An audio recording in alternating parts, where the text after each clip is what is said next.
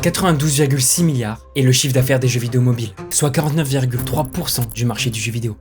À titre de comparaison, si on rassemble PC et console, ils cumulent 50%, soit la moitié.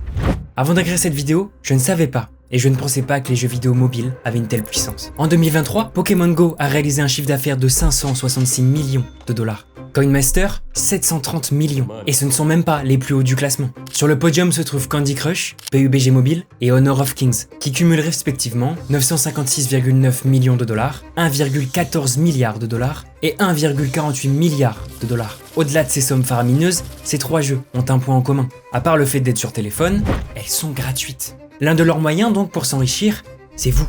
Vous incitez à payer pour débloquer des niveaux, des accessoires pour votre personnage, des badges, des défis et d'autres fantaisies en tout genre. Mais alors, comment s'y prennent-ils? Tout d'abord, désolé de vous le dire, mais notre cerveau est faible. Il préfère la simplicité aux décisions complexes. Vous préférez résoudre 50 exercices de maths ou regarder votre film préféré, manger un burger ou des brocolis. Tous les grands développeurs ont dans leur rang de très bons psychologues qui connaissent le cerveau humain sur le bout des doigts et savent quel élément retiendra votre attention le plus longtemps possible. Et ils ont trouvé le principal élément, la dopamine.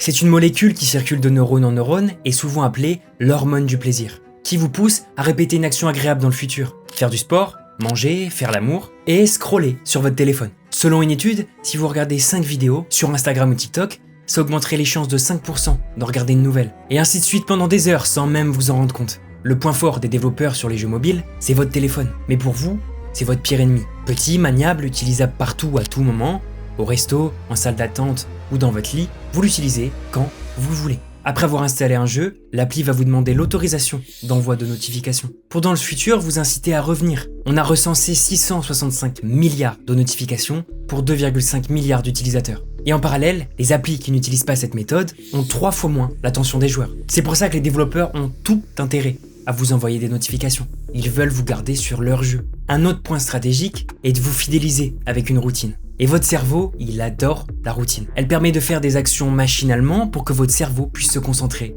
sur des tâches bien plus compliquées. Donc cette routine va vous pousser à ouvrir un coffre, un booster, des tâches journalières qui vous permettront d'accéder à un niveau supérieur. Le jeu Pokémon TCGP, qui explose tout en ce moment, l'a bien compris. Toutes les 12 heures, vous pouvez ouvrir un booster.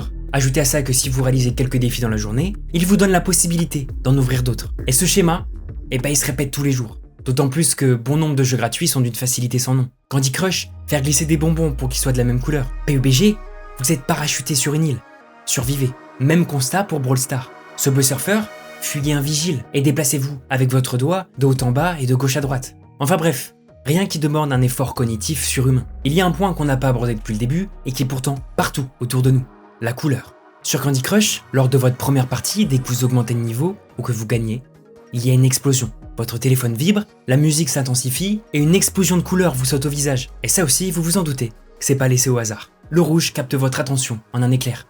Il possède des vertus stimulantes et accélère votre rythme cardiaque. Le jaune symbolise le soleil et on l'associe souvent au bonheur et à la joie. Le bleu est synonyme de confiance, d'harmonie et de stabilité. Il est souvent associé au calme et à la relaxation. C'est une couleur importante car elle réduit le stress et l'anxiété. Le violet, c'est la couleur de l'imagination. Il nous permet de voir plus grand, de rêver et nous inspire à des idéaux élevés. Bref, vous l'aurez compris, chaque couleur a une fonction précise dans notre cerveau. Et cette utilisation est aussi utilisée pour les réseaux sociaux. Snapchat est en jaune, c'est réconfortant, joyeux et force à la sociabilisation. Instagram, violet et jaune, c'est une combinaison de création de contenu et de vidéos qu'on retrouve grâce au réel, et le jaune qu'on vient de voir pour la sociabilisation.